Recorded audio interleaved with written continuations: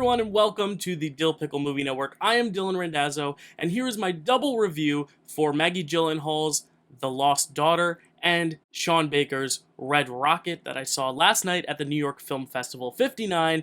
It has been so much fun doing videos for the film festival. I decided to do these two videos in one. They are not very similar movies, but I did see them in the same night. I did a double feature back to back, so I figured I would talk about both of them right now at the same time. Before I get into the review, please like and subscribe to this channel if you do enjoy these videos, because I'm really trying to grow this channel. Thank you so much in advance.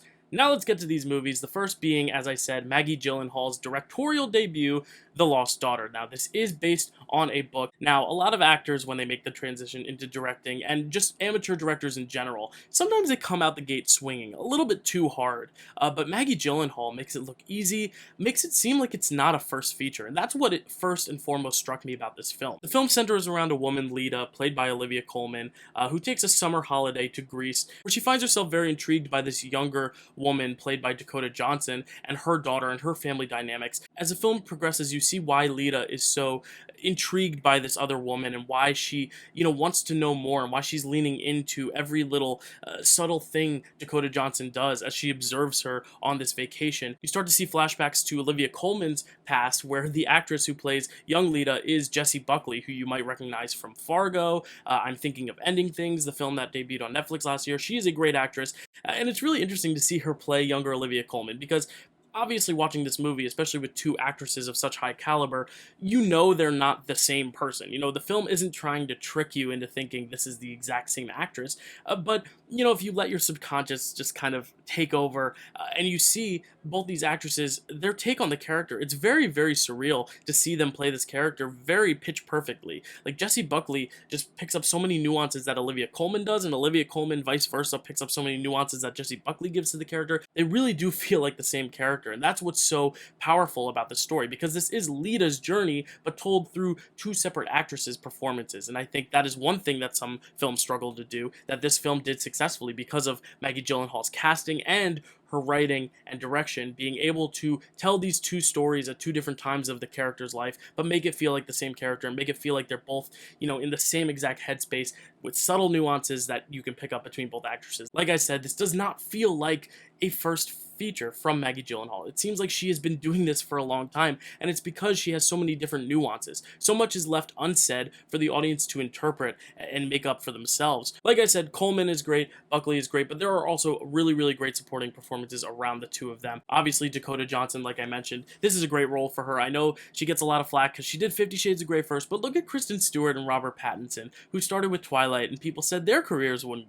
amount to anything. And now they are starring in films that are getting huge acclaim. Robert Pattinson's about to be the new Batman, and Kristen Stewart is about to play Princess Diana in what seems to be a potential Oscar-winning role. The stigma of, 50 Shades of Grey, Dakota Johnson's not going to amount to anything. Bad Times at the El Royale, Suspiria. Check those movies out, because Dakota Johnson is a really great actress. Also making up the ensemble is Peter Sarsgaard, who happens to be Maggie Gyllenhaal's husband. It was really great seeing them in the Q&A just talk about their journey together, and how proud he is of her as a supportive husband, but also as an actor working underneath her. You also have Paul Mescal as Will, Ed Harris as Lyle, Dagmara Dominchik as Callie. I mean, there are really great actors in this ensemble, but this really is Olivia Colman's movie through and through. She really dominates every single ounce of screen time that she has. It's so amazing how she can be smiling, but her eyes tell a completely different story than her smile. And that's just what you get when you have an actress like Olivia Colman at the helm of the project. Like I said before, there's so much left unsaid, but we can really tap into the subtext of the piece because of what Olivia Colman and all the other cast members are doing with their performances. I'm really excited for people to see this film, because while it does seem a little less energetic than some of the other films at the film festival, especially the next film I'm going to talk about, it's not this entertaining crowd pleaser, but it really is a very emotional and deep character piece. Maggie Gyllenhaal, when she was describing her first response when she read the book, was that it was a disturbingly honest story about women. And I think she really nails that disturbingly honest tone in this film. It's often uncomfortable. Sometimes the characters do things that are very disagreeable, or things that we don't necessarily see a lot in film. This is not your romanticized version of what motherhood on screen has always been portrayed to be, but I think that's what makes it so special and so unique, is that we can see a different side of a story that we have seen themes of in other films.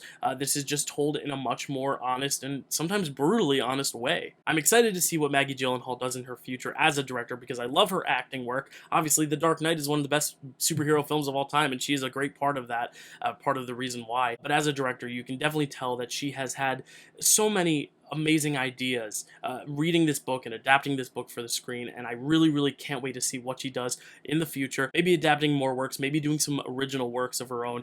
Either way, I'm very excited to see what her future has in store. This film will be on Netflix in late December, so go check it out when it comes to Netflix. The next film I will be talking about is an A24 film directed by Sean Baker, and that is Red Rocket. Sean Baker, you may recognize his name from the film Tangerine that came out almost a half a decade ago, or his most recent film, The Florida Project, starring Willem Dafoe. He's definitely a filmmaker who made a statement making films about marginalized and lesser seen Americans. And I think that's one of the things that intrigues me so much about Sean Baker's work, is that he's able to hone in on a group of people that is never represented in film, or very rarely represented in film. This film tells the story about a former porn star, a washed-up porn star, Mikey Saber, played by Simon Rex, who returns to his small town in Texas, and really no one really wants him back, and he doesn't really know exactly what he wants to do now that he has come back. And you start to see how his relationships with other people from his past and new relationships come to fruition, and what that means for him and his lifestyle. I'm technically off the property, so you can't call the cops because I'm on public land,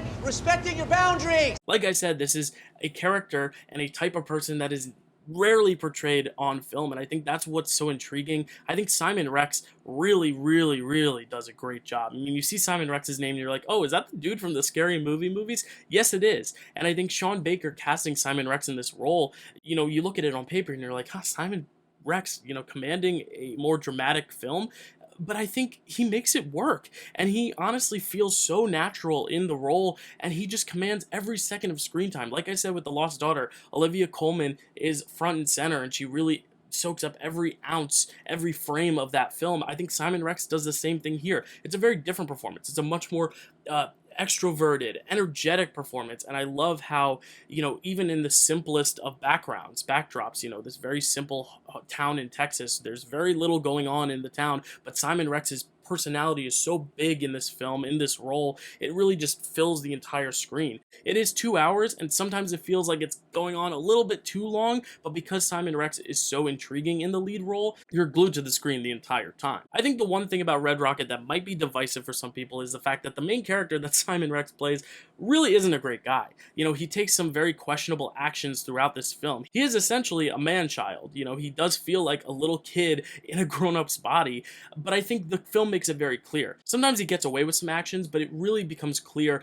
that this film does not condone the actions that the protagonist takes. I think in the wrong filmmaker's hands, some of the things that goes on in this film, would be polarizing and would be just immediately knocked off by all critics, by all audiences. But I think Sean Baker has an understanding of how to write a character to be intriguing while also human, and not necessarily, glossing over some of the faults of human character. And I think that is what makes Sean Baker such an important voice in filmmaking, especially American filmmaking. I don't think there's any other director right now doing what Sean Baker is doing, going to certain parts of the world and really honing in on a specific group of people that we do not see on screen. I think that's what makes his work magical. The film cinematography is beautiful. I mean, we saw with The Florida Project how much Sean Baker could make out of so little. Very simple colors of buildings that create this really artistic palette and beautiful landscape of color and intrigue. Every single shot of this film is gorgeous, and the story is not. It's a real great juxtaposition between the character's actions and all the turmoil going on in his life. It's a real snowball effect, of disastrous catastrophe after catastrophe and bad decision after bad decision. But the colors in this film, the cinematography, are so beautiful. This was a film that I saw the premise, I wasn't sure exactly how I'd respond, but I think sitting in the crowd of the film festival, and this is one of the reasons why I think movie theaters are important, is because you get to really vibe off the energy of the people around you. And the audience I was with was really eating it up. They were laughing consistently. I think this is definitely the funniest of Sean Baker's works, again, because the protagonist is doing some ridiculous things.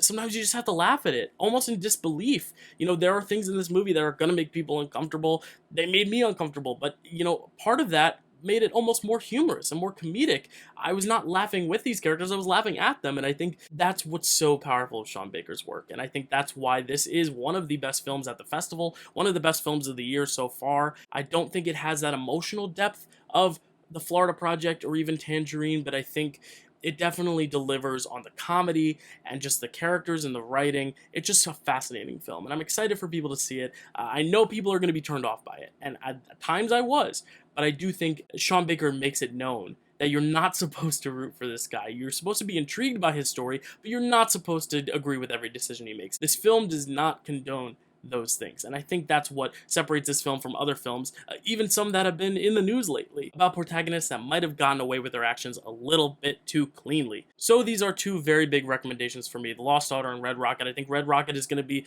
a more fun watch, probably, but I think The Lost Daughter is going to be a more emotional, impactful watch. So it's really two complete opposite sides of the coin. One is a deep character study, one is an often humorous and shocking character study, but both are character studies nonetheless, played by some incredible performances. I hope Simon Rex is in the Oscar contention conversation. I don't know if it'll happen because it is a smaller film, obviously, and he isn't a huge name. I do think Olivia Colman will pick up some nominations across the award shows for her performance in The Lost Daughter. If you've seen these films and you had some responses, please let me know in the comments what you thought. Are you excited to see these films when they are readily available for wider audiences? Let me know, and again, please like and subscribe to this channel if you really like this review. Even if you didn't like this review and you want to help my channel grow, it would be greatly appreciated. Coming up on the channel, I have way more New York Film Festival reviews to get to. Power of the Dog, The French Dispatch, Come On, Dune. So stay tuned on this channel for more on that note. And Halloween's coming up, which means I will be doing my 31 days of Halloween. If you followed me on Letterboxd, you know I did this last year. I'm doing it again this year, solely on Letterboxd. I'm not doing any reviews on this channel except for the ones that are theatrically released. But if you want to see reviews for all 31 movies, there's a schedule. You can head to my Letterboxd every single day to see reviews on each and every one of those films. Thank you guys so much for watching, and I'll see you next time with more New York Film Fest coverage. Thank you so much.